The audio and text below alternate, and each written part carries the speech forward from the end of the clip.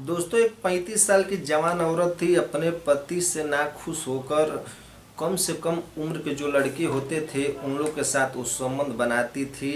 एक देर रात को 10 बज रहे थे।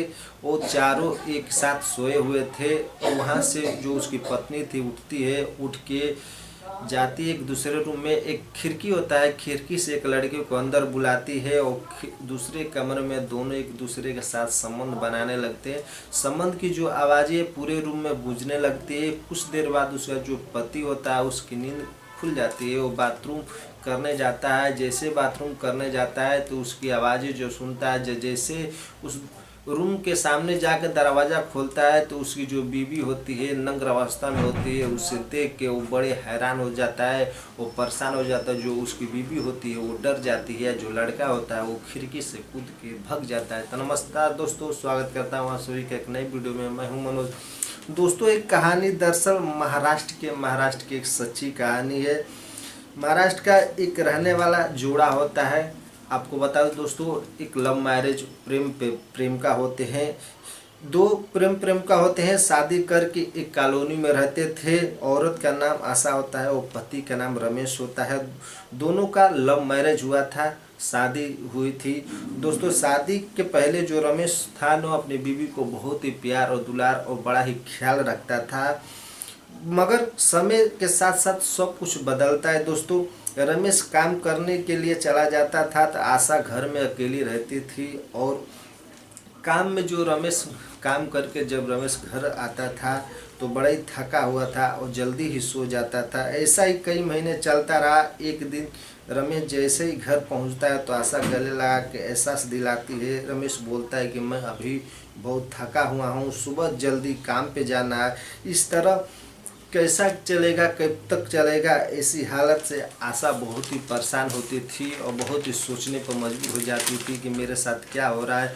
कुछ दिन बाद दोस्तों आशा के 2 बच्चे भी हो जाते हैं और काफ़ी समय गुजर जाता है। आशा अभी भी जवान थी। एक दिन रमेश काम पे जाता है तो किसी काम के लिए आशा को मार्केट जाने की ज़रूरत पड़ती है। फिर एक बगल के ही पड़ोसी होते हैं, उनके लड़के को बुलाती है। बुला के लड़के को घर आता है और आशा बोलती है कि मेरा एक काम आप करोगे। जो लड़का होता है बोलता है हाँ मैं भाभी आपका काम कर दूंगा। आशा बोलती है कि सामान घर का लाना है, कुछ ऐसे नमक और चीनी उनी घट गए हैं, ये सब लेके आना है। जो लड़का होता है बोलता है ठीक है भाभी मैं ला दूंगा। जो लड़का होता है सोफा पर बैठा होता है। फिर आशा बगल में आकर बैठ जाती है। वो पैसे देने लगती है और सोचने लगती है घर में हम दोनों, इसके अलावा और कोई नहीं, चलो इसका हम फ़ायदा उठा लेते हैं। आशा दरवाज़ा बंद कर लेती है। दरवाज़ा बंद करते हुए लड़का देख लेता है। वो देखते हुए बोलता है कि भाभी ये क्या कर रही हो।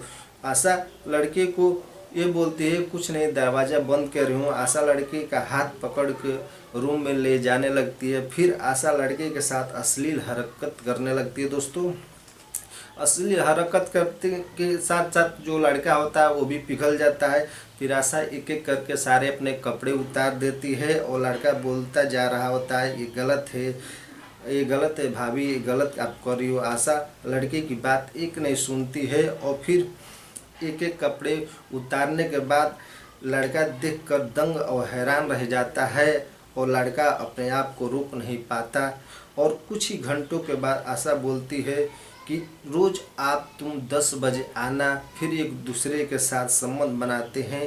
और जो आशा फिर उससे बोलती है जो चाहोगे मैं तुझे दूंगी।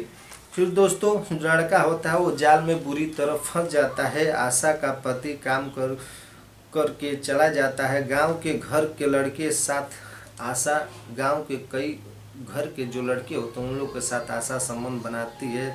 एक दिन चारों लोग सो रहे थे। उस दिन अपने बगल वाले लड़के को बुलाती है रात को 10 बजे और लड़का पहले ही से रूम में मौजूद होता है। आशा के पति सो जाते हैं तो आशा उठकर रूम की ओर चली जाती है। दोनों कुछ करने वाले ही थे तब तक रमेश उठकर बाथरूम जाता है। तो रूम में थोड़ी थोड़ी बातें सुनाई दे रही थी। रमेश अपनी पत्नी को आवाज़ देते हुए आशा आशा चिल्लाता है तो लड़का घबरा के वो जो खिड़की है उससे वो बाहर भाग जाता है। खिड़की से बाहर भेज देती है। फिर आशा दरवाज़ा खोलती है तो रमेश की नज़र खिड़की पर जाता है।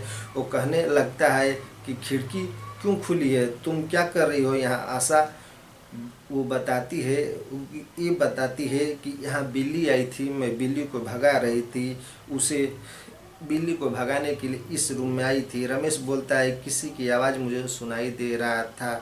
उस दिन जब रमेश को अपनी पत्नी पर छल के बारे में पता नहीं चलता है दोस्तों, दूसरे दिन चारों सो रहे थे तो उस जो लड़का था बगल वाला उसे खिड़की से बुलाकर वो संबंध बनाना चालू कर देती है। संबंध बना इतना जोरदार तरीके से वो लड़का बनाता है कि पूरे रूम में उसकी चिंग आवाज़ें गूंजने लगती है। गूंजने के बाद जो रमेश होता है उसकी आंखें खुल जाती है। आंखें खुलने के बाद डायरेक्ट जो रूम होता है उस जिस रूम से आवाज़ आ रही होती है उस रूम के दरवाजे पर जाता है। दरवाजे जैसे ही खोलता है तो देखता है कि उसकी बीवी निवस्त्र और एक लड़की के साथ निवस्त्र अवस्था में संबंध, शारीरिक संबंध बना रही होती है।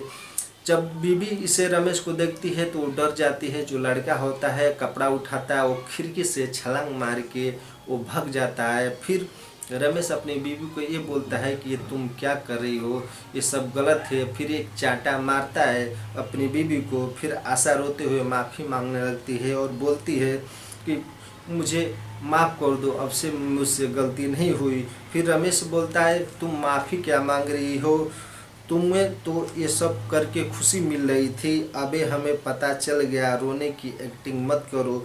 दोस्तों फिर रमेश ये बोलता है कि मेरी ही गलती है कि मैं तुम्हें खुश नहीं कर पाया, कि आज तुम्हें ज़रूरत पड़ी दूसरों के साथ संबंध बनाने की। तो दोस्तों इस कहानी से आपको क्या सीख मिली, मेरा मकसद ये नहीं आप लोगों को मैं ठेस पहुंचाऊं, मेरा मकसद है आप लोगों को जागरूक कर सकूं। अगर आपको कहानी अच्छी लगी तो ज़्यादा से ज़्यादा शेयर कीजिए। अगर चैनल पर पहली बार विजिट करना है चैनल को सब्सक्राइब कीजिए और वीडियो को लाइक करना ना भूलिए। तो मिलते हैं हम नेक्स्ट वीडियो में, तब तक के लिए जय हिंद जय भारत, अपना ख्याल रखें।